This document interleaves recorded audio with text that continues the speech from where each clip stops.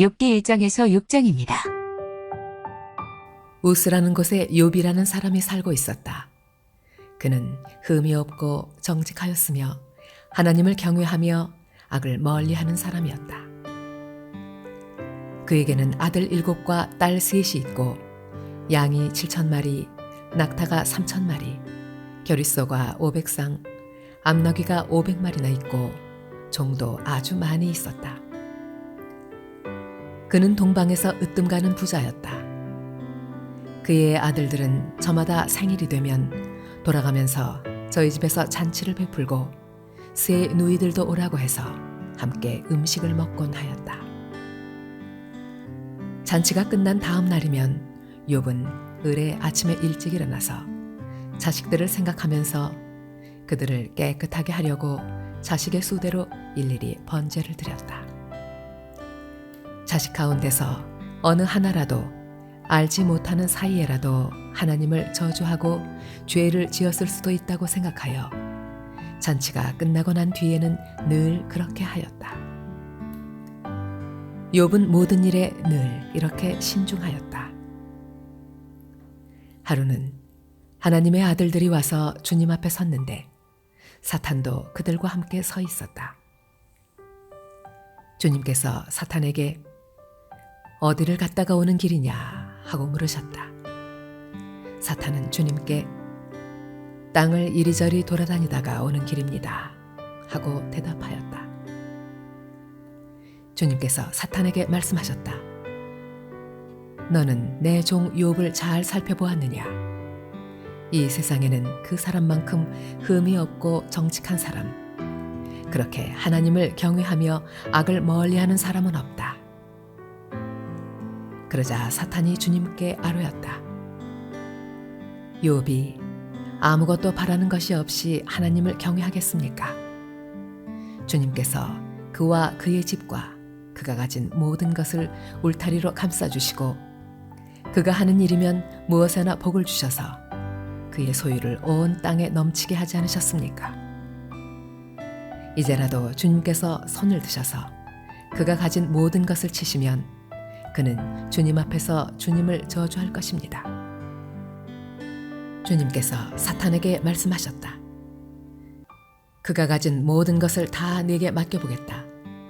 다만 그의 몸에는 손을 대지 말아라. 그때 사탄이 주님 앞에서 물러갔다. 하루는 욥의 아들과 딸들이 맏아들의 집에서 음식을 먹으며 포도주를 마시고 있는데 일꾼 하나가 욥에게 달려와서 다급하게 말하였다. 우리가 소를 몰아 밭을 갈고 나귀들은 그 근처에서 풀을 뜯고 있는데 스바 사람들이 갑자기 들이닥쳐 가축들을 빼앗아가고 종들을 칼로 쳐서 죽였습니다. 저 혼자만 겨우 살아남아서 주인 어른께 이렇게 소식을 전해드립니다. 이 일꾼이 아직 말을 다 마치지도 않았는데 또 다른 사람이 달려와서 말하였다. 하늘에서 하나님의 불이 떨어져서 양떼와 목동들을 살라버렸습니다. 저 혼자만 겨우 살아남아서 주인 어른께 이렇게 소식을 전해드립니다. 이 사람도 아직 말을 다 마치지 않았는데 또 다른 사람이 달려와서 말하였다. 갈대아 사람 세 무리가 갑자기 낙타떼에게 달려들어서 모두 끌어가고 종들을 칼로 쳐서 죽였습니다. 저 혼자만 겨우 살아남아서 주인 어른께 이렇게 소식을 전해드립니다.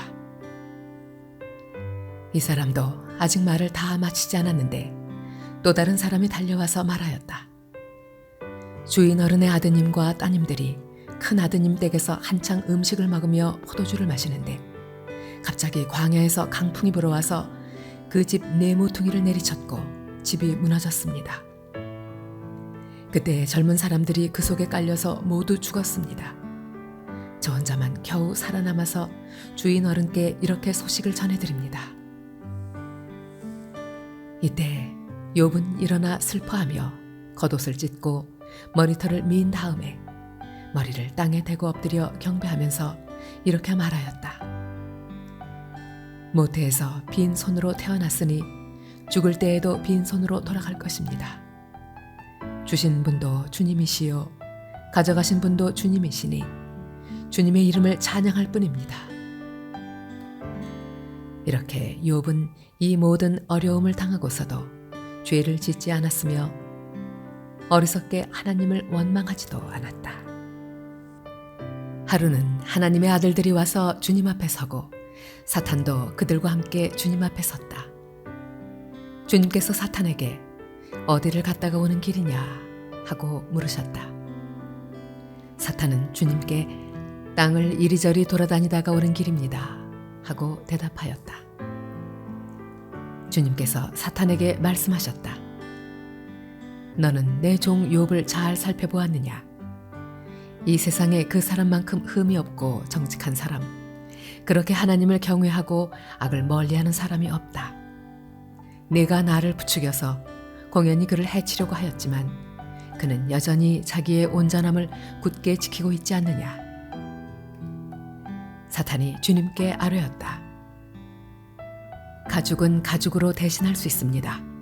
사람은 자기 생명을 지키는 일이면 자기가 가진 모든 것을 버립니다. 이제라도 주님께서 손을 들어서 그의 뼈와 살을 치시면 그는 당장 주님 앞에서 주님을 저주하고 말 것입니다.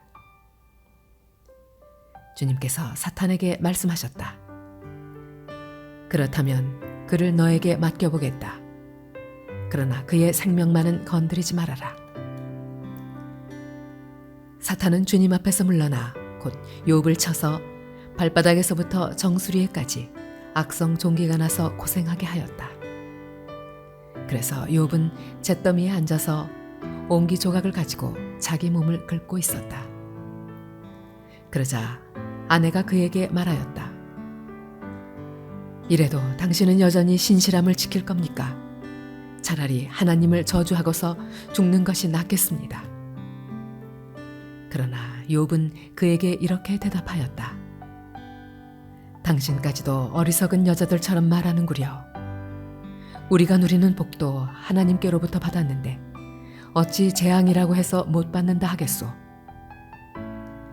이렇게 하여 욥은 이 모든 어려움을 당하고서도 말로 죄를 짓지 않았다.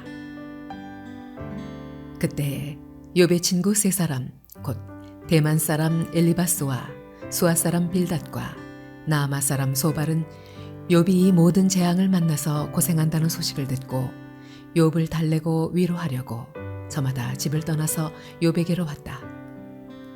그들이 멀리서 욥을 보았으나 그가 욥인 줄 알지 못하였다. 그들은 한참 뒤에야 그가 바로 욥인 줄을 알고 슬픔을 못 이겨 소리내어 울면서 겉옷을 찢고 또 공중에 티끌을 날려서 머리에 뒤집었었다. 그들은 밤낮 이래 동안을 욥과 함께 땅바닥에 앉아 있으면서도 욥이 겪는 고통이 너무도 처참하여 입을 열어 한마디 말도 할 수 없었다. 드디어 욥이 말문을 열고 자기 생일을 저주하면서 울부짖었다.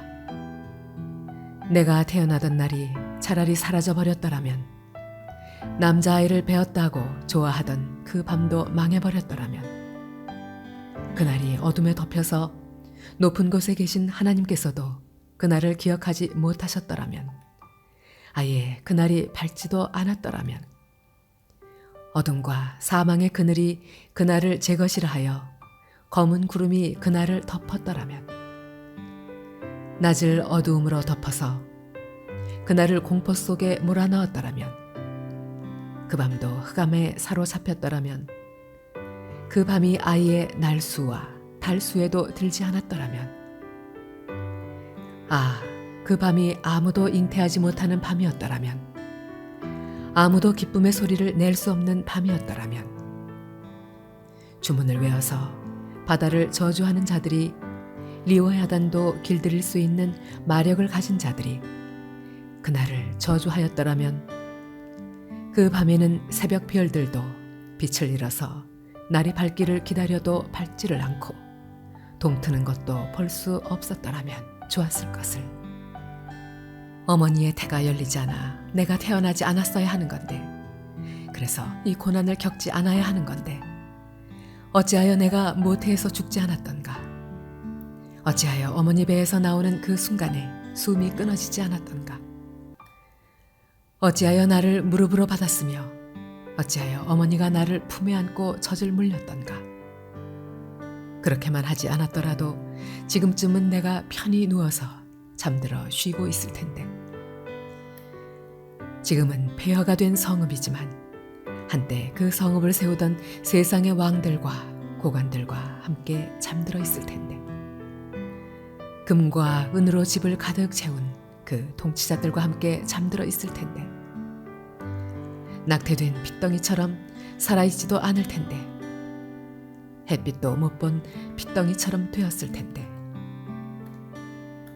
그곳은 악한 사람들도 더 이상 소란을 피우지 못하고 삶에 지친 사람들도 쉴 수 있는 곳인데, 그곳은 갇힌 사람들도 함께 평화를 누리고 노예를 부리는 감독관의 소리도 들리지 않는 곳인데, 그곳은 낮은 자와 높은 자의 구별이 없고 종까지도 주인에게서 자유를 얻는 곳인데, 어찌하여 하나님은 고난당하는 자들을 태어나게 하셔서 빛을 보게 하시고 이렇게 쓰디쓴 인생을 살아가는 자들에게 생명을 주시는가?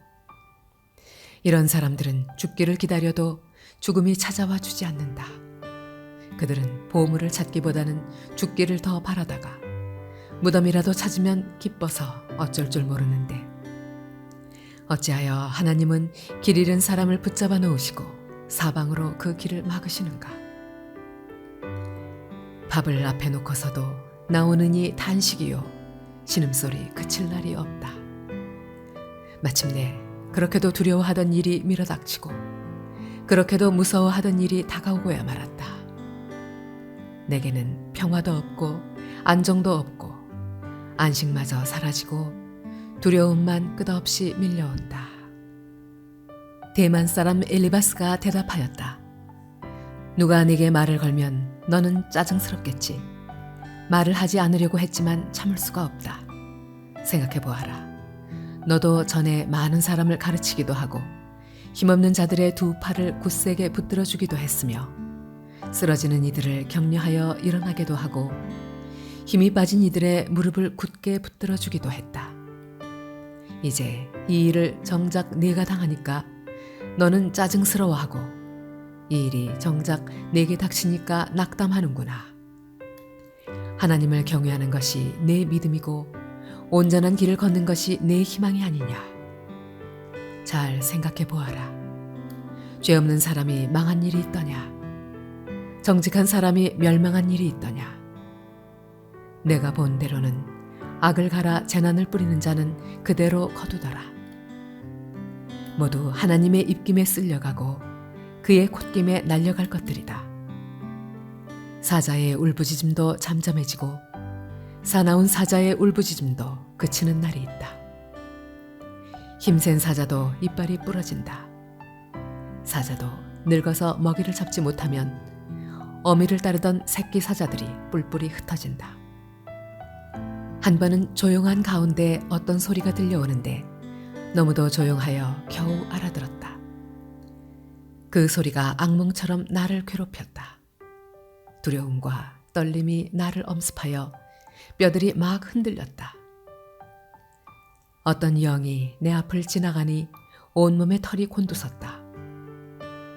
영이 멈추어 서기는 했으나 그 모습은 알아볼 수 없고 형체가 어렴풋이 눈에 들어왔는데 죽은 듯 조용한 가운데서 나는 이런 소리를 들었다. 인간이 하나님보다 의로울 수 있겠으며 사람이 창조주보다 깨끗할 수 있겠느냐. 하나님은 하늘에 있는 당신의 종들까지도 믿지 않으시고 천사들에게마저도 허물이 있다고 하시는데 하물며 흙으로 만든 몸을 입고 티끌로 털을 삼고 하루살이에게라도 눌려 죽을 사람이겠느냐. 사람은 아침에는 살아있다가도 저녁이 오기 전에 예고도 없이 죽는 것. 별 수 없이 모두들 영원히 망하고 만다. 생명줄만 끊기면 사람은 그냥 죽고 그 줄이 끊기면 지혜를 찾지 못하고 죽어간다. 어서 부르짖어 보아라. 내게 응답하는 이가 있겠느냐. 하늘에 있는 거룩한 이들 가운데서 그 누구에게 하소연을 할 수 있겠느냐. 미련한 사람은 자기의 분노 때문에 죽고 어리석은 사람은 자기의 질투 때문에 죽는 법이다. 어리석은 사람의 뿌리가 뽑히고 어리석은 자의 집이 순식간에 망하는 것을 내가 직접 보았다. 그런 자의 자식들은 도움을 받을 데가 없어서 재판에서 억울한 일을 당해도 구해주는 이가 없었고, 그런 자들이 거두어 들인 것은 굶주린 사람이 먹어치운다. 가시나무 밭에서 자란 것까지 먹어치운다. 목마른 사람이 그의 재산을 삼켜버린다. 재앙이 흙에서 일어나는 법도 없고 고난이 땅에서 솟아나는 법도 없다. 인간이 고난을 타고 태어나는 것은 불티가 위로 나는 것과 같은 이치이다. 나 같으면 하나님을 찾아서 내 사정을 하나님께 털어놓겠다. 그분은 우리가 측량할 수 없는 큰 일을 하시며 우리가 헤아릴 수 없는 기이한 일을 하신다. 땅에 비를 내리시며 밭에 물을 주시는 분이시다. 낮은 사람을 높이시고 슬퍼하는 사람에게 구원을 보장해 주시며 간교한 사람의 계획을 꺾으시어 그 일을 이루지 못하게 하신다. 지혜롭다고 하는 자들을 제 꾀에 속게 하시고 교활한 자들의 꾀를 금방 실패로 돌아가게 하시니 대낮에도 어둠을 만날 것이고 한낮에도 밤중처럼 더듬을 것이다. 그러나 하나님은 가난한 사람들을 그들의 칼날 같은 입과 억센 소나기로부터 구출하신다. 그러니까 비천한 사람은 희망을 가지지만 불의한 사람은 스스로 입을 다물 수밖에 없다. 하나님께 징계를 받는 사람은 그래도 복된 사람이다. 그러니 전능하신 분의 훈계를 거절하지 말아라. 하나님은 찌르기도 하시지만 싸매어 주기도 하시며 상하게도 하시지만 손수 낫게도 해주신다. 그는 6가지 환난에서도 너를 구원하여 주시며 7가지 환난에서도 재앙이 내게 미치지 않게 해주시며 기근 가운데서도 너를 굶어 죽지 않게 하시며 전쟁이 벌어져도 너를 칼에서 구해주실 것이다. 너는 혀의 저주를 피할 수 있어 파멸이 다가와도 두려워하지 않을 것이다. 약탈과 굶주림쯤은 비웃어 넘길 수 있고 들짐승을 두려워하지도 않을 것이다. 너는 들에 흩어진 돌과도 계약을 맺으며 들짐승과도 평화롭게 지내게 될 것이다. 그래서 너는 집안이 두루 평안한 것을 볼 것이며 가축우리를 두루 살필 때마다 잃은 것이 없는 것을 볼 것이다. 또 자손도 많이 늘어나서 땅에 풀같이 많아지는 것을 보게 될 것이다.